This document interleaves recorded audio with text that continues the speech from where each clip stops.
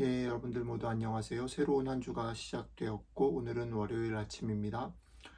저희는 계속해서 요한복음에 나타난 7가지 표적 이야기 묵상하는데, 이번 주에는 6번째 표적 이야기 를 같이 좀 생각을 해보려고 합니다. 6번째 표적 이야기는 요한복음 9장에 있습니다.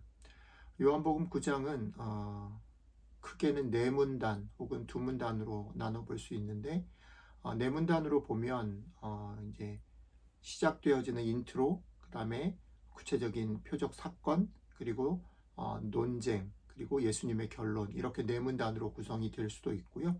이것을 그냥 크게 두 문단으로 나눠보면 표적 사건과 그 설명 혹은 논쟁, 이렇게 둘로 나눠볼 수도 있습니다.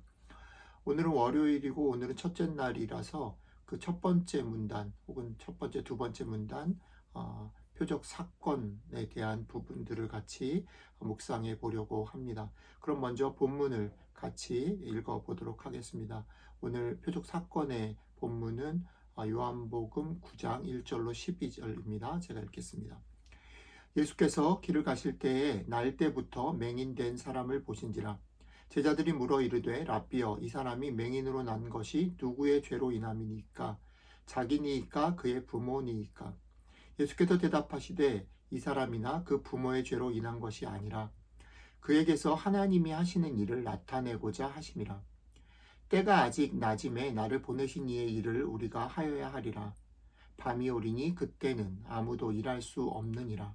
내가 세상에 있는 동안에는 세상의 빛이로라. 이 말씀을 하시고 땅에 침을 뱉어 진흙을 이겨 그의 눈에 바르시고 이르시되 실로암 못에 가서 씻으라 하시니, 실로암은 번역하면 보냄을 받았다라는 뜻이라. 이에 가서 씻고 밝은 눈으로 왔더라. 이후 사람들과 전에 그가 거린인 것을 보았던 사람들이 이르되 이는 앉아서 구걸하던 자가 아니냐. 어떤 사람은 그 사람이라 하며 어떤 사람은 아니라 그와 비슷하다 하거늘 자기 말은 내가 그라 하니, 그들이 묻되 그러면 너의 눈이 어떻게 떠졌느냐 대답하되 예수라 하는 그 사람이 진흙을 이겨 내 눈에 바르고 나더러 실로암에 가서 씻으라 하기에 가서 씻었더니 보게 되었노라. 그들이 이르되 그가 어디 있느냐 이르되 알지 못하노라 하니라. 아멘. 오늘 얘기 속의 출발 부분에서는 예수님이 먼저 그 눈이 보이지 않는 사람을 보셨다라는 얘기로 출발합니다. 예수님 보셨다라는 말에 이어서 제자들이 예수님에게 묻습니다. 저 사람이 눈이 보이지 못한 것이 누구의 죄 때문입니까? 라고 묻죠. 그때 예수님 대답합니다. 누구의 죄도 아니고 하나님이 하시는 일을 나타내고자 하십니다. 그리고 나서 예수님이 뜬금없이 나는 세상의 빛이다 라고 이 얘기를 매듭을 짓고 난 후에 예수님께서 구체적으로 약간 이상한 행동들, 한 번도 하지 않은 행동들, 진흙을 이겨서 눈에 발라서 실로암에 가서 씻으라라고 얘기하시는 이상한 방법으로 눈 앞이 보이지 않는 사람을 고치셨다. 그런데 계속 이어지는 얘기 속에서 보면 이 나은 사람은 예수님이 누군지 어디 계신지도 알지 못하지만 이 방법을 기억하고 있다라는 거지요. 오늘 이야기 속에 보면 이제 사건 얘기가 나오고 그 사건에 이어지는 논쟁 얘기가 나오는데, 누구의 죄 때문인가라는 것을 묻는 제자들과 뒤의 논쟁 속에서 나은 사람이 누구인가, 그 사람이 저기 있었던 저 거린인가 아닌가라는 것을 묻는 사람들이 어떻게 보면 병행을 이룹니다. 또 누구의 죄 때문이 아니고 하나님의 일을 하게 하시기 위함이다라고 말씀하신 예수님의 말씀과 눈을 뜨게 하시는 일 역시 병행을 이룹니다. 그리고 이 병행은 결국 나는 빛이다라는 말로 이렇게 모아지고 있습니다. 이 얘기가 여러분들에게는 어떤 울림을 주고 어떤 말 걸음으로 여러분에게 다가오는지 모르겠습니다. 여러분들이 오늘 본문의 사건들을 통해서 우리가 이게 표적이라고 했잖아요. 이게 무슨 얘기로 우리를 이끌고 가는가라는 것을 한번 생각해 보시면 좋을 것 같습니다. 저는 오늘 말씀을 보면서 이런 생각을 했습니다. 빛이 없으면 볼 수 없죠. 이 소경이 이 앞을 보지 못한 사람이 보지 못했던 것처럼 빛이 없으면 볼 수 없고요.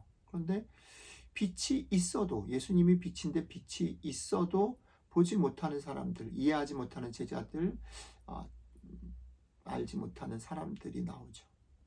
그리고 또 소경의 경우에는 여전히 자신을 보게 하신 분보다 그분이 하신 특별한 과정에 마음과 눈이 꽂혀 있는 그런 소경이 등장합니다.